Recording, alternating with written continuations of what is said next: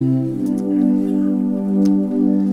dürfen miteinander in die Weihnachtszeit starten mit einer Predigtserie, die wir nennen Ankunft Jesu. Ich darf den ersten Teil machen, die erste Predigt mit euch zusammen, wo wir das erste Thema anschauen.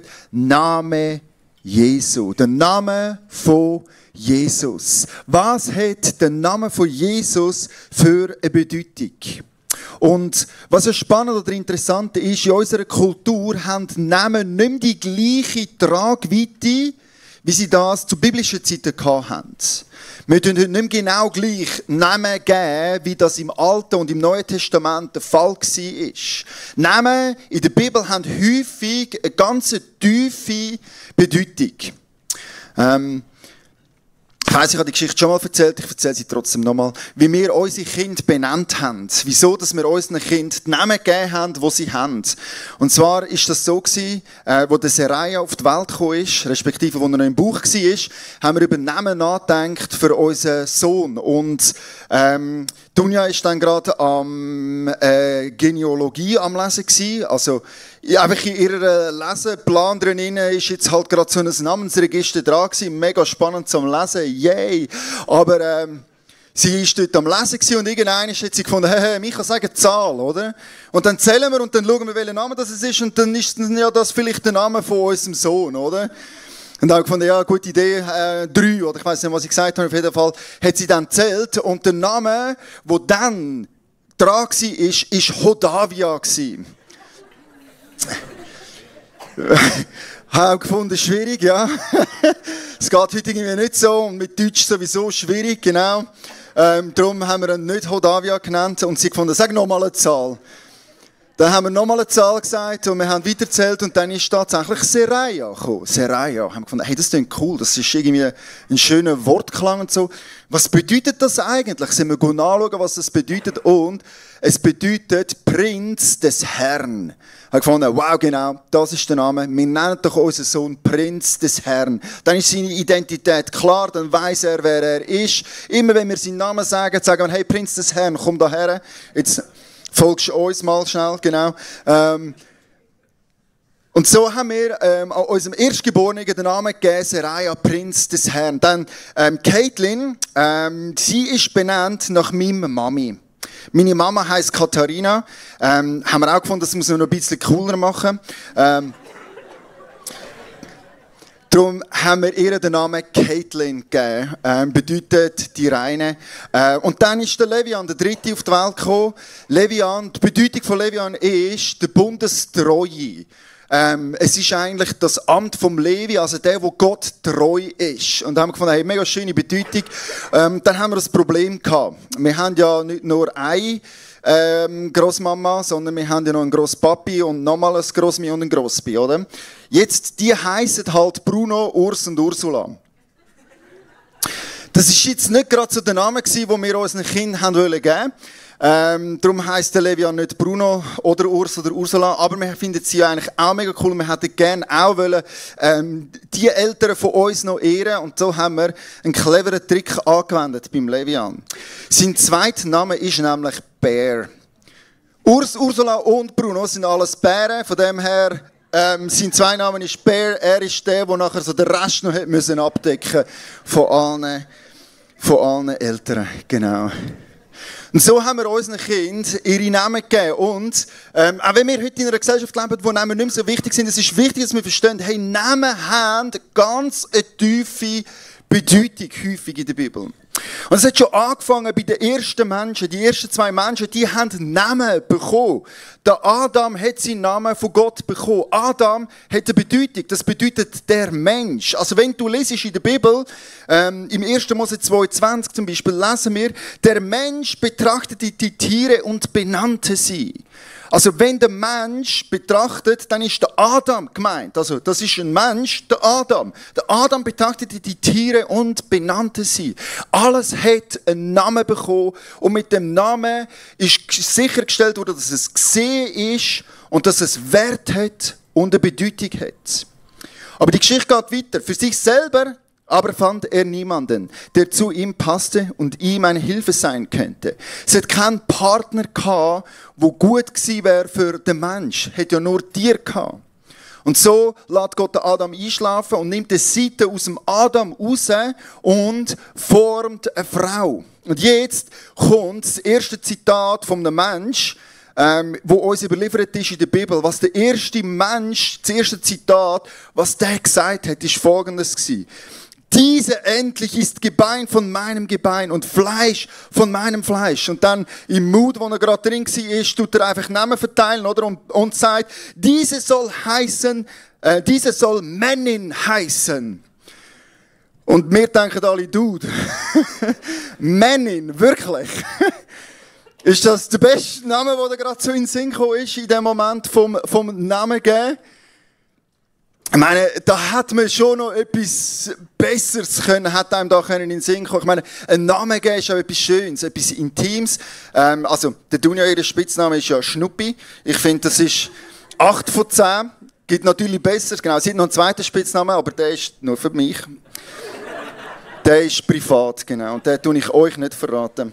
Wir haben einen Housemate in Australien, der hat seiner Frau immer Gorge gesagt. Gorge. Also weißt du, ich verstehe ja, woher das kommt, oder? Gorgeous, sie ist gorgeous. Genau, aber es ist nachher halt Gorge geworden, oder? Und ja, genau. Ich habe gefunden, der Adam ist genauso auf dem gleichen Level, oder? Er ist da so Mann, Männin, oder? Einfach, hat vielleicht schon eine Logik gehabt, die Namensgebung, aber ist jetzt nicht die romantischste, schönste Namensgebung, die man haben können haben. Gut, man muss zu seinem Schutz sagen, er hat es dann später noch gefixt. Er hat dann noch einen besseren Namen, es ist ihm dann doch noch etwas Besseres in den Sinn gekommen. Und die erste Frau bekommt den Namen Eva, was bedeutet die Lebensbringerin. Und das ist ein schöner Name, ganz besonders, weil der Adam und Eva haben ja eigentlich den Tod gebracht. Und doch nennt er sie nachher die Lebensbringerin. Namen haben eine tiefe Bedeutung. Und ich möchte heute am Morgen mit euch den Namen von Jesus anschauen. Und mal schauen, was bringt das, was bedeutet das, was hat das für einen Wert für uns heutzutage. Was ist der Sinn vom Namen von Jesus? Und man muss gerade von Anfang an sagen, es ist nicht irgendwie ein Zufallsname gewesen oder irgendjemandem seine Idee, sondern der Name von Jesus ist ihm gegeben worden von seinem himmlischen Vater im Himmel. Wir lesen im Lukas 1, Vers 31. Du wirst schwanger werden, sagt der Engel zu der Maria, wo sie schwanger ist mit Jesus. Und einen Sohn zur Welt bringen. Jesus soll er heißen. Also der Name von Jesus ist spezifisch gewählt worden. Und ich möchte heute Morgen mit euch über diesen Namen nachdenken. Und bevor wir das machen, möchte ich gerne beten, möchte ich ihn einladen, möchte seinen Namen aussprechen da und möchte ihn in einem Gebet willkommen heißen in unserer Mitte an diesem Morgen. Jesus Christus, ich heiße dich willkommen und ich bete dich an diesem heutigen Morgen. Ich danke dir von ganzem Herzen, dass wir auf dich schauen jetzt. Dass wir von dir lernen. Und ich möchte dich bitten, dass du zu uns redest. Dass du unsere Herzen berührst. Dass du uns aufmachst für dich. Dass wir uns freuen auf deine Ankunft. Und dass wir dich heute Morgen im Zentrum haben. Ich bitte dich, dass du zu jedem einzelnen Menschen heute Morgen redest. Dass du Herzen berührst. Und dass du das, was dir wichtig ist, Menschen aufs Herz legst. Und alle, die einverstanden sind, dürfen mit mir zusammen sagen, Amen. Amen. Der Name Jesus. Ich meine, es ist ja schon interessant, was man da nicht alles könnte auswählen. Ihr habt da eine kurze Auswahl von Namen von Jesus hinten an der Wand für euch präsentiert. Man könnte über ganz viel predigen, über ganz viel von seinen Namen drauf eingehen. Einer, den ich auch ganz spannend finde, zum darüber predigen, wäre mal König der Juden, Inri. Der Name, der aufs Kreuz geschlagen worden ist, über ihm. Was auch ganz interessant gewesen wäre Immanuel, Gott mit uns. Da gibt es ja die lustige Geschichte von seinen Eltern, die ihn verlieren. So, Gott mit uns, ja sorry, er ist gerade nicht mit uns, wir wissen nicht, wo er ist. Oder der Friedenfürst. Er, der Friedenfürst ist, der Wunderrat, der ewige Vater. Die Prophezeiung aus dem Jesaja 9 können wir miteinander anschauen, wäre ganz interessant. Oder auch, was mich fest unter den Finger gejuckt hat in der Vorbereitung von der Predigt, ist der Menschensohn. Der Name, wo Jesus sich selber gibt oder den er braucht, wenn er in der dritten Person von sich selber redet, dann braucht er den Begriff Menschensohn. Was ist das eigentlich für ein Name, wo Jesus da für sich braucht? Was ist die Bedeutung von Menschensohn? Aber ich habe heute Morgen gefunden, ich möchte mich einschränken und eigentlich mit euch Jesus Christus anschauen. Einfach nur den Namen, Jesus Christus. Was bedeutet das? Und wir dürfen anfangen mit dem ersten Namen, Jesus. Was bedeutet Jesus? Wer weiß das? Gott hilft, genau. Jesus heißt, Gott rettet, Gott ist Heil, Gott ist nahe. Also es ist eigentlich Jesus, ich kann es euch aufzeigen, es gibt den griechischen Namen, das ist Jesus, der hebräische Name ist Jeshua. Und es bedeutet, Gott rettet. Es kommt, also Josua ist der ursprüngliche Name von Jeshua, das ist eine Abvariante, eine Untervariante von dem Namen. Und man kann sagen, hey, das ist Programm. Sein Name ist Programm. Gott hat seinem Sohn den Namen gegeben, weil das ist, was er tut. Das ist sein Auftrag gewesen. Und so können wir lesen im 1. Mose 3, Vers 15. Nach dem Sündenfall, wo der Fall in die Welt kam, wo Menschen Schuld auf sich geladen haben, können wir folgenden Vers lesen im 1. Mose 3, Vers 15. Dort sagt Gott zu der Schlange, Feindschaft wird herrschen zwischen dir und der Frau und zwischen deinem und ihrem Nachwuchs. Er wird dir den Kopf zertreten und du wirst ihn in die Ferse beißen. Schon da, wo die Schuld gekommen ist, sagt Gott, es wird einer kommen. Es kommt ein Nachkommen. Und der wird euch retten vor dieser Schlange. Er wird ihr den Kopf zertreten. Das ist die Bedeutung vom Namen Jesus. Wenn wir also Jesus sagen, schon nur wenn wir Jesus sagen, ist das eigentlich in sich ein Gebet. Es ist ein ultra kurzes und mega kräftiges Gebet. Weil was wir nämlich sagen ist, Jesus, Gott hilf, Gott greif ein, Gott komm, wir brauchen dich, wir brauchen dein Wirken jetzt da in unserer Situation drinnen. Also wenn wir beten und sagen, Jesus, ist das nicht die Adressierung allein, sondern es ist schon ein Teil vom Gebet. Wir bringen zum Ausdruck, wenn wir seinen Namen anrufen, Gott hilft uns. Er greift ein. Er hat eine Lösung und eine Hilfestellung für unser Problem. Er ist der, der hilft. Also das ist seine Berufung. Jesus ist Gott rettet. Das kürzeste Gebet, das wir beten können, ist einfach Jesus. Und wir sagen, komm Gott, hilf jetzt, greif ein. Das ist der erste Teil von seinem Namen. Der zweite Teil ist Christus. Jesus Christus nennen wir ihn. Christus hat auch wieder eine griechische und eine hebräische Übersetzung. Im Griechischen bedeutet Christus, was im Hebräischen bedeutet Messias. Also das ist, der Messias ist die hebräische Bezeichnung von Christus. Das ist das gleiche Wort und es bedeutet, beide Wörter zusammen bedeutet der Gesalbte. Also Christus heisst der Gesalbte, der gesalbt ist. Und eigentlich mehr Namen haben eine tiefe Bedeutung. Also was bedeutet denn das genau, dass Jesus der Gesalbte ist? Und da müssen wir jetzt ein bisschen ausholen. Im Alten Testament hast du nämlich die Praxis gehabt, dass bestimmte Personen gesalbt worden sind. Zum Beispiel Könige sind gesalbt worden. Das heisst, man hat sie mit Öl übergossen, also hat einen Krug genommen und Öl über die Person drüber geleert. Und das bedeutet, die Bezeichnung von dem ist, okay, du bist eingesetzt, du hast jetzt ein spezielles Amt.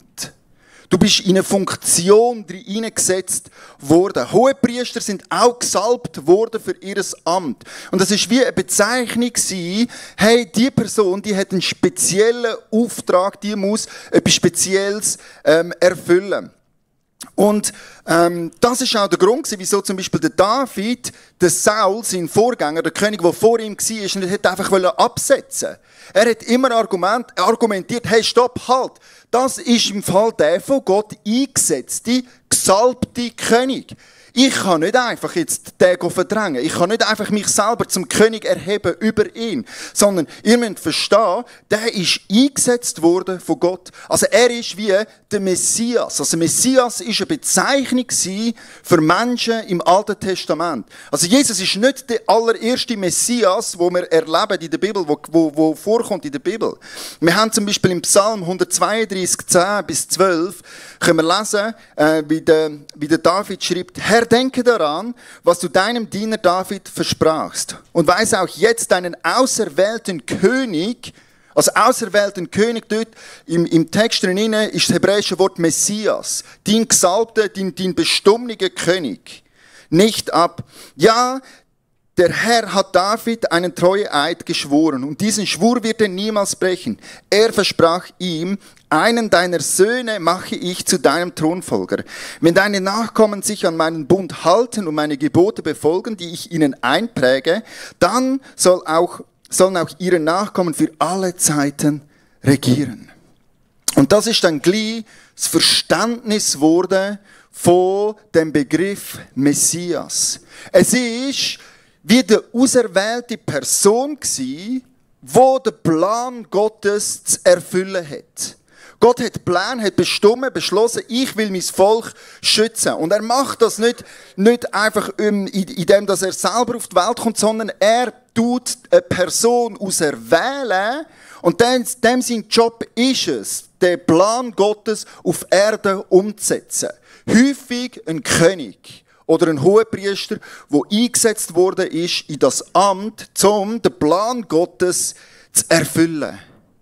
Und so ist Messias auch ein prophetischer Begriff geworden.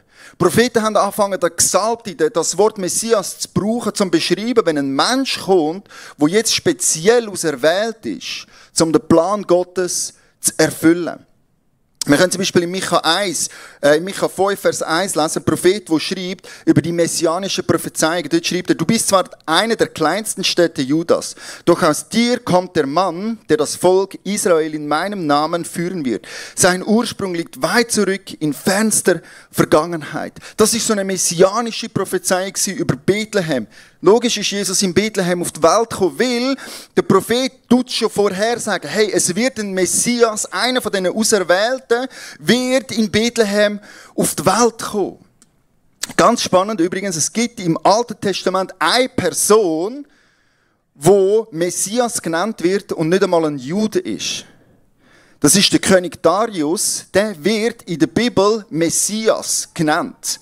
Also der auserwählte persische König, wo das Volk zurückgehen hat auf Israel. Der wird in der Bibel genannt, hey, das ist im Fall nicht einfach irgendwie so ein König in Persien, sondern Gott hat den Mensch auserwählt, der ist gesalbt gewesen, eingesetzt in das Amt, auf das der Wille Gottes durch diese Person wird geschehen. Und so hat es eine ganze Fülle von messianischen Prophezeiungen gegeben zu Jesus. Wo dass er geboren wird werden, was er genau wird tun. Und der Messias ist häufig ein Knecht, wird er auch genannt, ein Diener, wo wird leiden, auf das Volk Israel befreit wird. Er nimmt Schuld und Schande auf sich. Jesaja 53, so eine ganz prominente Bibelstelle, wo der Messias, die Knechtsform vom Messias beschreibt, was die Person auf sich nimmt, auf das Volk frei werden. Also das ist der Begriff Messias. Und jetzt kommt Jesus auf unsere Erde, auf die Welt. Er ist der rettet. Und er ist nicht nur Jesus, sondern er ist auch Christus. Er ist die Erfüllung. Er ist tatsächlich die von Gott vorher bestimmte, auserwählte Person, die dazu auf die Welt gekommen ist, um den Plan Gottes auf dieser Erde zu erfüllen. Also ist, wenn wir sagen, Jesus Christus, wenn wir seinen ganzen Namen sagen, ist das eigentlich die knackigste Form von einem Glaubensbekenntnis, das es gibt. wenn wir Jesus Christus sagen, dann bekennen wir unseren Glauben, dann sprechen wir aus, von was wir überzeugt sind. Wir sind überzeugt, dass Jesus auf die Welt gekommen ist, um zu retten. Er ist es, der kommt, um der Schlange den Kopf zu zertreten. Er ist es, der mit dem Problem von der Schuld und von der Sünde wird umgehen und wo die Lösung ist von diesem Problem. Aber er ist auch der Christus, er ist auch der Messias, der von Gott aus Erwählte, der eingesetzt ist in ein Amt, um den Plan Gottes umzusetzen. Also Jesus, der erste Teil von seinem Namen, ist seine Berufung. Und der zweite Teil, Christus, das ist wie sein Amt, in das er eingesetzt ist und mit dem er unterwegs ist. Also Jesus Christus. So ein mächtiger Name, wenn wir das aussprechen können, dann bekennen wir und bezeugen wir in der kürzesten Form, was wir eigentlich glauben.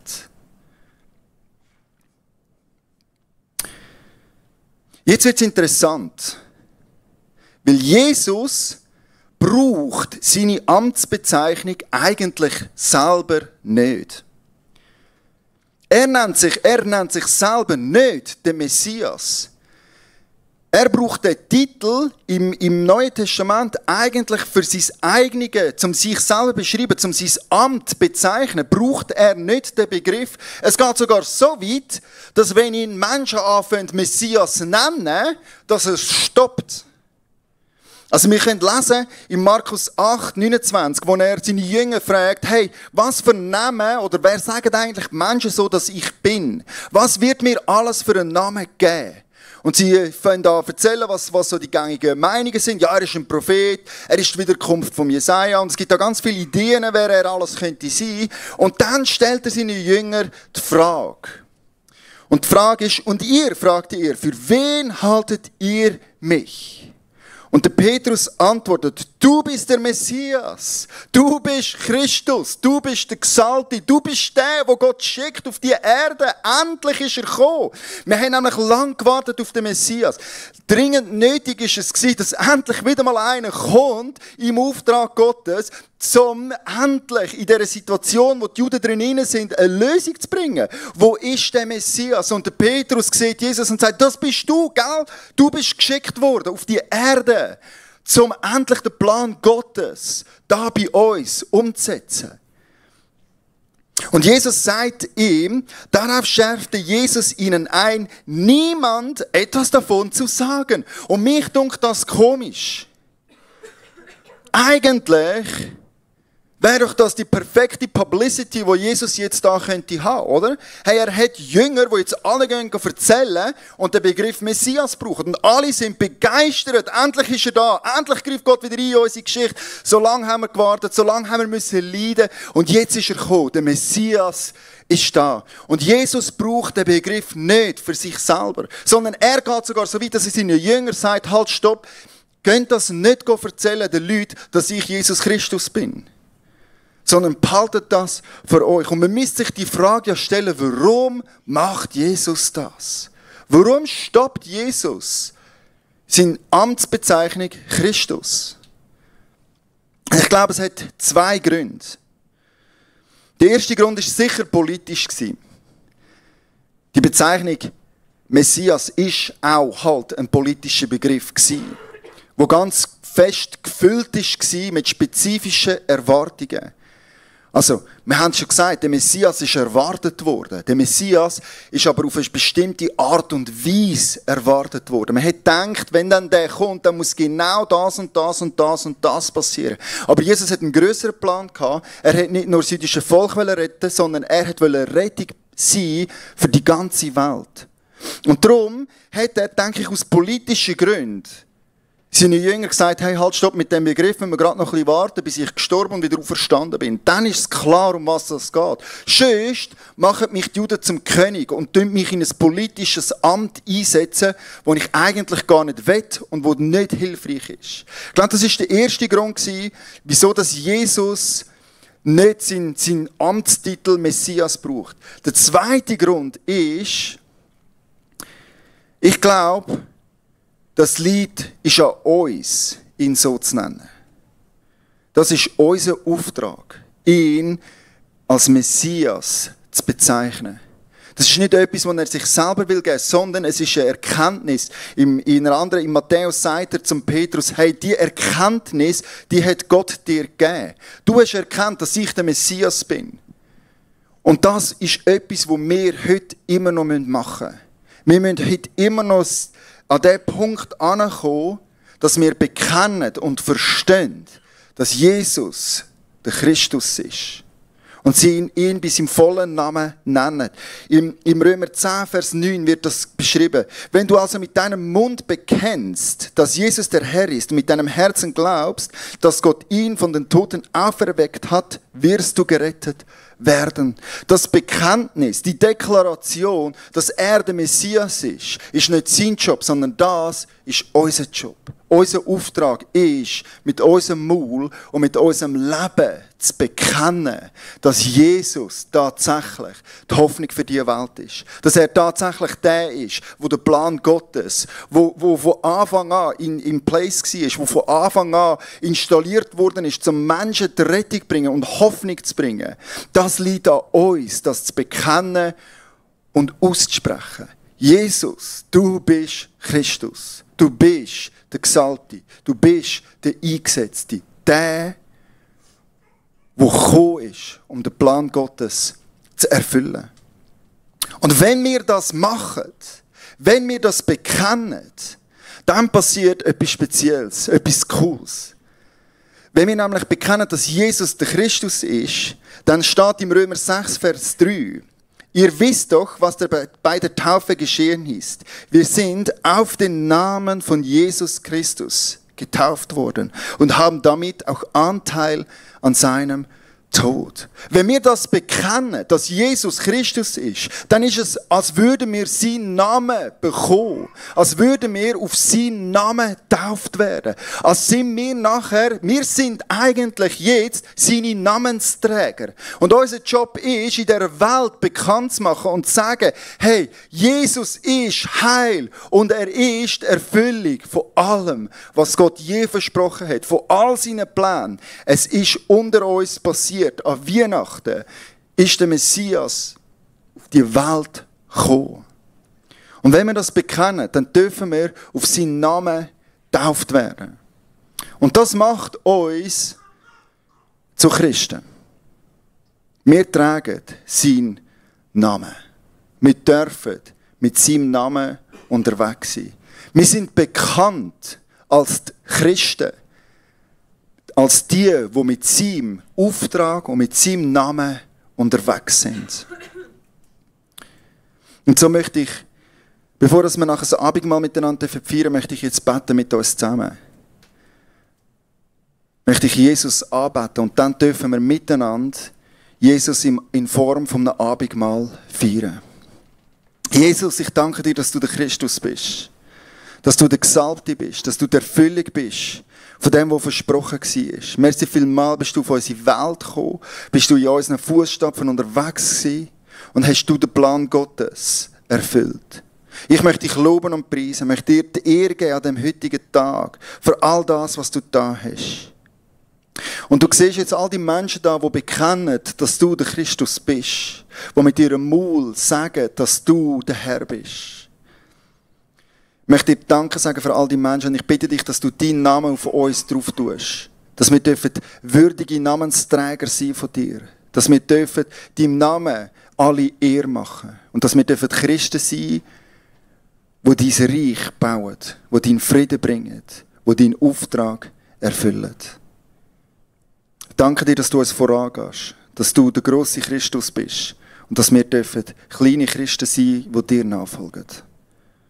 Amen. Amen.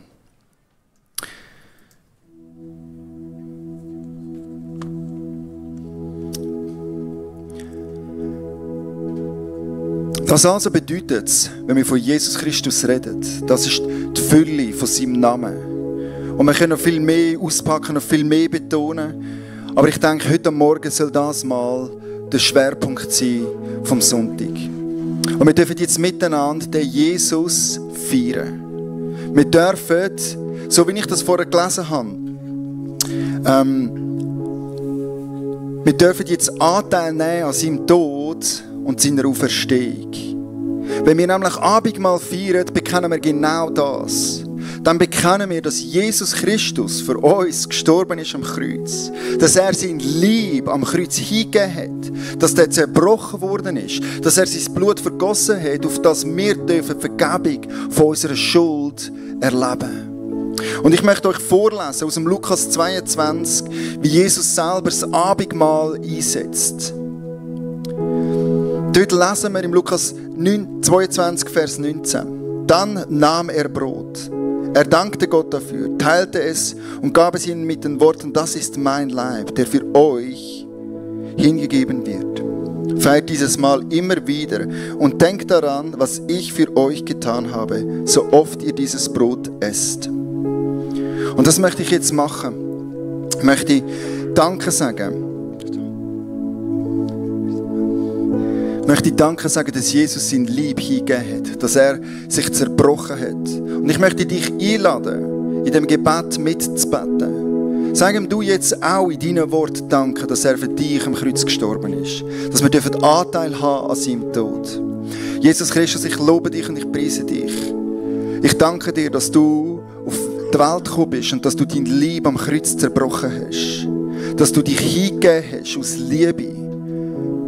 Dass du dich hingegeben hast für mich. Dass du meine Schuld, das, was ich falsch gemacht habe, fortgenommen hast von mir. Und dass du den Preis gezahlt hast, den ich nicht zahlen konnte.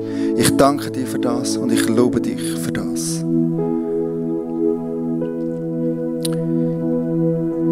Jesus hat weiter gesagt. Nach dem Essen nahm er den Becher mit Wein, reichte ihn den Jüngern und sagte, dies ist mein Blut, mit dem der neue Bund zwischen Gott und den Menschen besiegelt wird. Es wird für euch zur Vergebung der Sünden vergossen. Der Kelch ist ein neuer Bund, wo wir in Anspruch nehmen dürfen. Wenn wir das trinken, dann bekennen wir, dass Jesus der Messias ist. Dass er der auferstandene Messias ist. Dass er einen neuen Bund geschaffen hat für uns, wo wir drinnen leben dürfen, in dem wir unterwegs sein dürfen.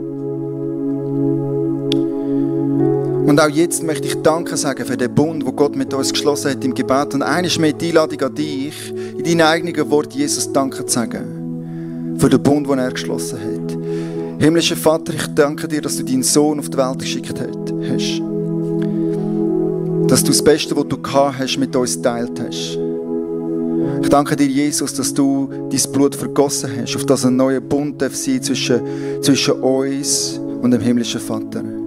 Ich möchte dich feiern heute Morgen und dich loben und preisen für all das, was du für uns da hast. Merci vielmals bist du gekommen von unserer Erde in unsere Zeit drin. Wir loben dich und wir preisen dich. Amen. Amen.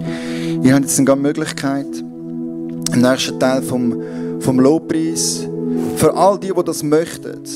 Und da möchte ich auch sagen, hey, wenn du das nicht möchtest bekennen, wenn das nicht dein Bekenntnis ist, dann darfst du im Fall auch einfach das an dir vorbeigehen lassen. Es gibt keinen Zwang, keine Pflicht zum Abendmahl feiern. Aber wenn du das möchtest, wenn das deine Überzeugung ist, wenn du dich selber Christ nennst, Nachfolger von Christus, wenn du getauft bist auf seinen Namen, wenn du das Bekenntnis auf deinem Maul gehabt hast, dass er der Messias ist. Wenn Gott dir die Erkenntnis gegeben hat, dann darf ich dich einladen, von ganzem Herzen das Abendmahl mit mir zusammen zu feiern. Wenn wir jetzt dann gerade Lobpreis machen, dann dürft ihr einfach vorkommen, dürft selber ein Brot und einen Kelch mit am Platz nehmen und ihr dürft Jesus feiern, erheben, dass er sein Leben für dich gegeben hat. Und du darfst von dem Kelch trinken und den Bund schliessen mit Gott, am Vater im Himmel. Wenn das nicht dein Bekenntnis ist, dann darfst du das gerne auch einfach an dir vorbeigehen lassen. Aber alle, die das bekennen wollen, das ist jetzt der Moment, wo ich euch einladen darf für das.